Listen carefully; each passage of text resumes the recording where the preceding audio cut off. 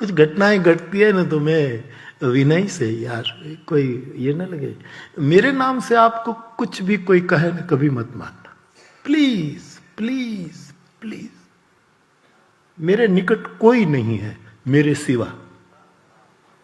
मैं बार बार ये नहीं दे, कई लोग ऐसे हैं, बापू को ये नहीं अच्छा लगेगा, मुझे क्या अच्छा लगता है मिलकर, तू क्या जाने, तुझे क्या अधिकार, मेरा कोई प्रवक्ता नहीं है। आप थोड़ा वेट करो, मुझे बोलने दो। कल ऐसा हुआ, शाम को मैं मिलने गया टेंट में कि बोले टेंट डाला गया है जो ज्यादा लोग बैठ पाएंगे, तो हम गए। हमारे अतिथि के रूप में राजस्थानी गायक लोग आ गए, अतिथि के रूप में आ जाता है कभी भी, तो ये उसका आदर है तो आ जाते हैं। तो गुड़गांव में कहीं शादी में गए होंगे तो आ गए। तो हमने कहा कि चलो आप आए हैं तो कुछ सुना दो। तो मैं मेरी विवेक दृष्टि से देख रहा था सब कुछ। तो मैंने देखा कि जब उसने लोक साहित्य का भी थोड़ा छंद बंद सब ये सब गाने लगे ना सब, तो अच्छी अच्छी बात है वो पेश कर रहे, मजे में सब। तो एक बहन में देख रहा था, अच्छी राम कथा की श्रोता है, बड़ी शालीनता से कथा श्रवण करती, उसको रहा नहीं गया। तीसरी चौथी रो में बैठी थी, तो मैं तो ऐसे एंजॉय कर रहा था वो गाना। तो वो अपना पर्स आदि कुछ होगा वो अपनी जगह पर रख करके ऐसे पीछे चली गई। पीछे जाकर एक पेड़ की ओट में वो नर्तन करने लगी।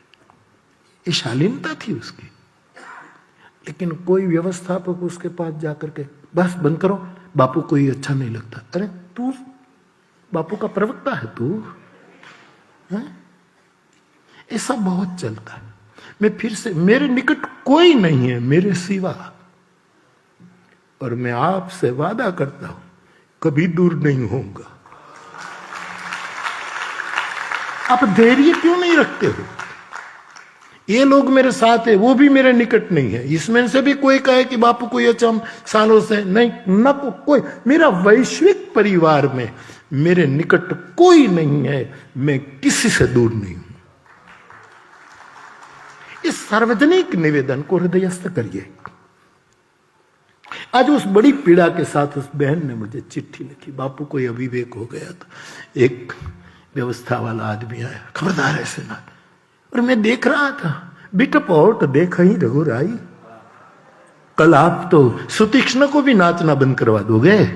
मैं तो कल भी कह रहा, बुद्ध ने कहा नाचना गाना वीरती, मैं इस पक्ष में नहीं हूं। मैं तो नाचो गाओ झूमो, जीवन का रस पियो। मैंने हमारे संबलपुर के जो यजमान महाशय है उसके सामने 2-3 बार कहा कि नाचो, मैं तो उकसाता हूं। एक आदमी जाकर तो भी बहुत रो कर, बापू मेरी बहुत भूल हो गई हो, आप मुझे क्षमा। मैंने अब मैं खुलासा करूं, कोई भूल नहीं हो, ये मेरे नाम से आपको कोई डांट देते, मना कर देते, ऐसा नहीं करना, बापू को नहीं। अब बापू मैं बार बार कैसे समझाऊं क्या पसंद क्या नहीं, आप क्या जानो, तुम्हारा घरना ने तो जाओ, सोचो। लेकिन ऐसा मानना मत, मुझे बोलने दो ना, मैं इतना बोलता हूं तो कभी तो बोलूंगा। और ऐसा कोई कहे तो तुरंत कहता है चल चल, बापू को बुरा लगे तो चलो बापू के पास खुलासा करे, ऐसा कह देना। एंजॉय करने दो ना दुनिया को, मारे मारे फिरते हैं संसार में, कुछ रस ले रहे संगीत। फिर भी उसने कोई मर्यादा तो नहीं तोड़ी, मैं बिल्कुल देख रहा था। और मैंने नचाने के लिए तो मेरे सामने खड़े कर दिए साहब को, और सब नाचे, सब अच्छे ढंग से एंजॉय कर रहे थे। लेकिन ऐसा बहुत होता है, बापू को नहीं पसंद आएगा। हम विदेश में कथा कर रहे थे ना, तो एक नया यजमान था हमारा परिवार, तो वो बेचारा, तो हमारे पुराने जो मानते नहीं कि हम बापू के निकट से कुछ ना कुछ सलाह देना उसको अधिकार होता है, तो उसको कुछ नहीं, वो बेचारा मेरा भोजन का थाल लेकर आया ना, तो पापड़ था उसमें, तो हमारे एक निकट वाले जो मान बैठे, तथा कथित नैकट्य मान बैठा था तो वो आदमी आया, ये तो पापड़ था, ये बनी घटना सर। तो उसने कहा पूरा पापड़ बापू को मत दो, टुकड़े करके कर। अरे मैं चकली हूं,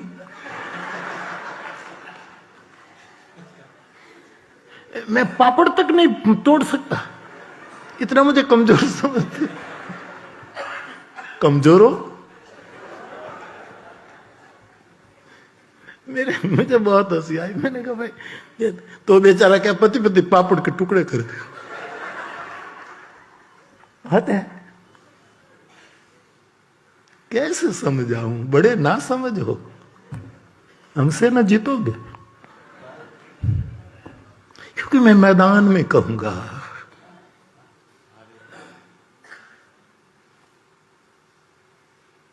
इसीलिए कभी भी मत मान, आप सब मेरे हैं, मैं आपसे मोहब्बत करता हूं यार।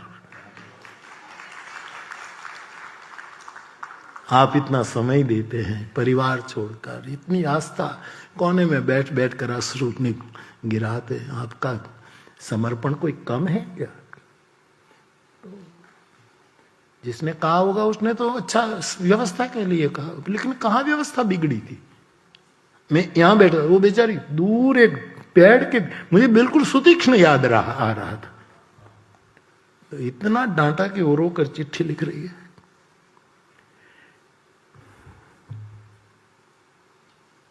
बहु मोटू कुटुंब ने अपड़ू इतना बड़ा परिवार है तो, लेकिन थोड़ी सावधानी बरती है प्लीज। किसी की भी, सब आ गया इसमें, किसी की भी बात मत मानना, किसी कभी तो आपकी जिम्मेवारी है। फिर किसी की बात मानकर आप करो तो जो तुमको सलाह दे उसकी भी जिम्मेवारी, और तुम मानो तो तुम्हारी, मुझे क्या लेना है। व्यास जी साधु का लक्षण दिखाते हुए कहते हैं कि साधु का सप्त स्वभाव में एक स्वभाव है उदासीन। उदासीन साधु तो तटस्थ भी नहीं होता, मध्यस्थ भी नहीं होता, साधु सत्यस्थ होता है। तटस्थ का अर्थ होता है एक तट पर तो एक दूसरा किनारा दूर है, वो एक पक्षी हो गया, एक तट पर है। मध्यस्थ है तो मानो शायद सबको फुसलाने की कोशिश कर रहा है। साधु सत्यस्थ होता है, उदासीन। राम को साधु कहा है मानस में, और कई कई ने राम को कैसा साधु बनाया। आशावरी